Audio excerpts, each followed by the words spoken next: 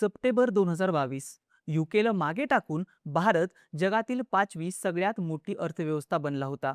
त्यावेळी अंदाज लावला जात होता पुढच्या 5 वर्षात म्हणजेच 2027 पर्यंत भारत जगातील चौथी सगळ्यात मोठी अर्थव्यवस्था असेल. 2028 पर्यंत भारत तिसऱ्या क्रमांकावर येईल असंही म्हटलं जात होतं. त्यावेळी भारताच्या पुढे जपान आणि जर्मनी यांसारखे देश होते. पण भारत त्या सगळ्यांना मागे टाकेल असा अंदाज वर्तवला जात होता. आता 2026 हे वर्ष सुरू आहे. अलीकडेच IMFने आपली ताजी आकडेवारी जाहीर केली.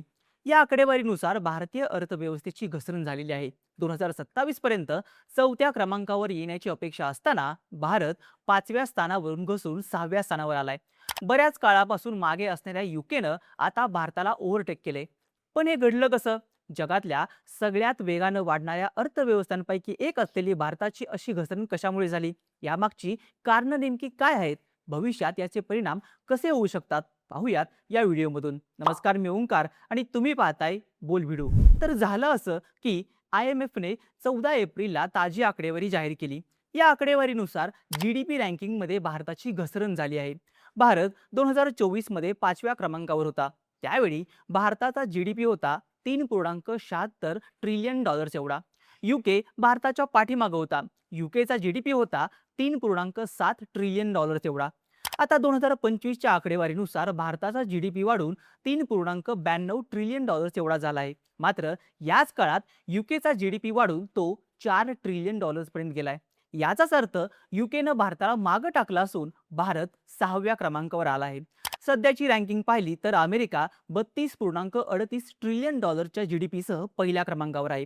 चीन $20.85 ट्रिलियन GDP सह दुसऱ्या, जर्मनी $5.45 ट्रिलियन GDP सह तिसऱ्या आणि जपान $4.38 ट्रिलियन GDP सह चौथ्या क्रमांकावर आहे. याआधी भारत 2028 पर्यंत तिसऱ्या क्रमांकाची अर्थव्यवस्था होईल असं म्हटलं जात होतं. पण आता IMFचा अंदाज आहे की भारत 2028 पर्यंत चौथ्या क्रमांकावर जाईल.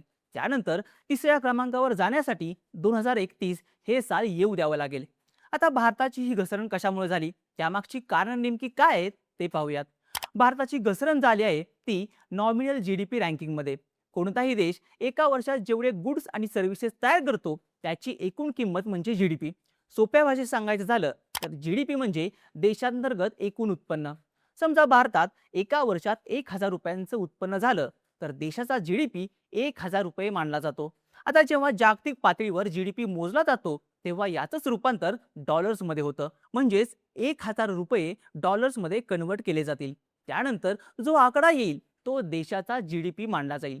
त्या आकड्यानुसार सर्व देशांच्या GDPची तुलना केली जाते. त्यानंतर रँकिंग काढली जाते. मागच्या वर्षभरात भारताच्या GDPचा जो गेम झालाय तो यामुळेच झालं. असं की गेल्या वर्षभरात डॉलरच्या तुलनेत भारतीय रुपयाची प्रचंड घसरण झाली. गेल्या वर्षी जुलै महिन्यापर्यंत डॉलरच्या तुलनेत रुपया 80 ते 85च्या आसपास होता. 2024 मध्ये रुपया एकदाही 85च्या वर गेला नव्हता. पण मागच्या जुलै महिन्यापासून रुपयाची जी घसरण सुरू झाली ती अजूनही थांबलेली नाहीये. गेल्या डिसेंबरमध्ये रुपयानं पहिल्यांदा 90चा आकडा पार केला. सध्या एका डॉलरच्या तुलनेत रुपयाची किंमत 92च्या आसपास आहे. नॉमिनल GDP ही डॉलरमध्ये मोजली जाते. त्यामुळे अर्थातच जेव्हा रुपया डॉलरच्या तुलनेत कमकुवत होतो तेव्हा GDP मध्येही घसरण होते. भारतासोबत हेच झालं. भारताचा GDP जेव्हा डॉलर्समध्ये कन्वर्ट होतो तेव्हा GDP कमी झाल्याचं पाहायला मिळतं. आता भारत ज्या देशांसोबत स्पर्धा करतोय त्यात UK, जपान आणि जर्मनीचा विचार केला तर त्या देशांचं चलनही डॉलरच्या तुलनेत घसरलेलं आहे. पण त्याची चलनाची घसरण रुपया एवढी नाहीये. त्यामुळं भारताचा GDP रँकिंग घसरल्याचं पाहायला मिळतंय. भारताची GDP रँकिंग घसरण्यामागं आणखीन एक कारण सांगितलं जातंय. ते म्हणजे भारतानं GDP मोजण्यासाठी जे बेस इयर वापरलं त्यात केलेला बदल. भारत इतक्या वर्षापासून GDP मोजण्यासाठी 2011-12 या बेस इयरचा वापर करत होता. पण आता भारतानं यात बदल करून हे बेस इयर 2022-23 केलं आहे. खरं तर दरवर्षी महागाई वाढली तर त्याचा परिणाम GDPच्या आकड्यांवरती होत असतो.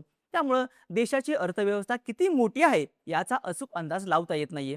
त्यामुळं GDP मोजताना एक बेस इयर ठरवलं जातं. भारतानं यासाठी 2011-12 हे बेस इयर ठरवलं होतं.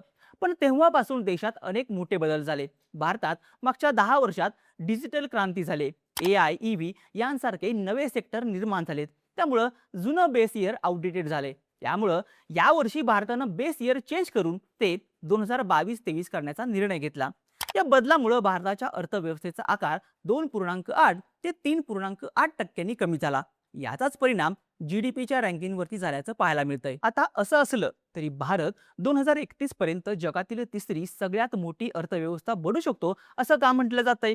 तर सध्या भारताचा जीडीपी ग्रोथ रेट हा 6 ते 7% दरम्यान आहे. हा ग्रोथ रेट इतर देशांच्या तुलनेत फार चांगला आहे. भारताचे स्पर्धक असलेल्या युके आणि जर्मनीचा विचार केला तर त्या देशांचा ग्रोथ रेट 1%पेक्षाही कमी आहे. जपानची अर्थव्यवस्था ही स्थिर झाली आहे. दुसरीकडे भारत मात्र वेगाने वाढणारी अर्थव्यवस्था आहे. त्यामुळे येणाऱ्या काळात भारत या देशांना मागे टाकेल असं म्हटलं जात आहे. याआधी हे 2028 पर्यंत होईल असं म्हटलं जात होतं, पण आता तो कालावधी 2031 पर्यंत वाढला आहे. आता भारताचा जीडीपी नक्कीच वेगानं वाढतोय. येणाऱ्या काळात भारत जीडीपी रँकिंगमध्ये तिसऱ्या क्रमांकावर जाण्याची शक्यता आहे. पण असं असलं तरी भारतासमोर अनेक आव्हानही आहेत. जर दरडोई उत्पन्नाचा विचार केला तर भारत इतर देशांच्या तुलनेत अजूनही फार माग आहे. सध्या भारताचं दरडोई उत्पन्न अंदाजे $2,800 आसपास आहे. जगातल्या सर्व 195 देशांचा विचार केला तर दरडोई उत्पन्नात भारताची रँकिंग 144 एवढी आहे. एखाद्या देशाच्या लोकसंख्येचा परिणाम त्या देशाच्या दरडोई उत्पन्नावरती होत असतो. पण चीनची लोकसंख्या ही भारताच्या आसपासच आहे आणि चीनचं दरडोई उत्पन्न जवळपास $15,000 एवढं आहे. याचा अर्थ चीन भारताच्या बराच पुढे आहे. म्हणजेच भारतात आर्थिक विषमता मोठ्या प्रमाणात आहे. ही विषमता कमी करण्याचं आव्हान सरकारसमोर आहे. याशिवाय बेरोजगारीचा प्रश्न सुद्धा आहे. तसंच भारत अजूनही तेल, गॅस यांसारख्या गरजांसाठी दुसऱ्या देशांवरती मोठ्या प्रमाणावर अवलंबून आहे. जर त्या देशात युद्धाची परिस्थिती निर्माण झाली तर त्याचा थेट परिणाम भारतावरती होतो. त्यामुळे हे सुद्धा देशासमोरचं मोठं आव्हान मानलं जात आहे. एकूणच विचार केला तर जीडीपी रँकिंगमध्ये भारताची झालेली घसरण नक्कीच मोठी आहे. डॉलरच्या तुलनेत रुपयाचं कमकुवत होणं हे यामागचं मुख्य कारण सांगितलं जात आहे. मागच्या 6 महिन्यात रुपयाची ऐतिहासिक घसरण झाली आहे. जर ही घसरण येणाऱ्या काळात अशीच कायम राहिली तर मात्र भारताची चिंता नक्कीच वाढू शकते. तुम्हाला काय वाटतं? 2031 पर्यंत भारताची अर्थव्यवस्था तिसऱ्या क्रमांकावरती जाईल का? तुमचं मत आणि प्रतिक्रिया मला कमेंट करून नक्की सांगा. आणि अशाच माहितीपूर्ण व्हिडिओसाठी बोलबिडूच्या YouTube चॅनलला सबस्क्राईब करायला विसरू नका.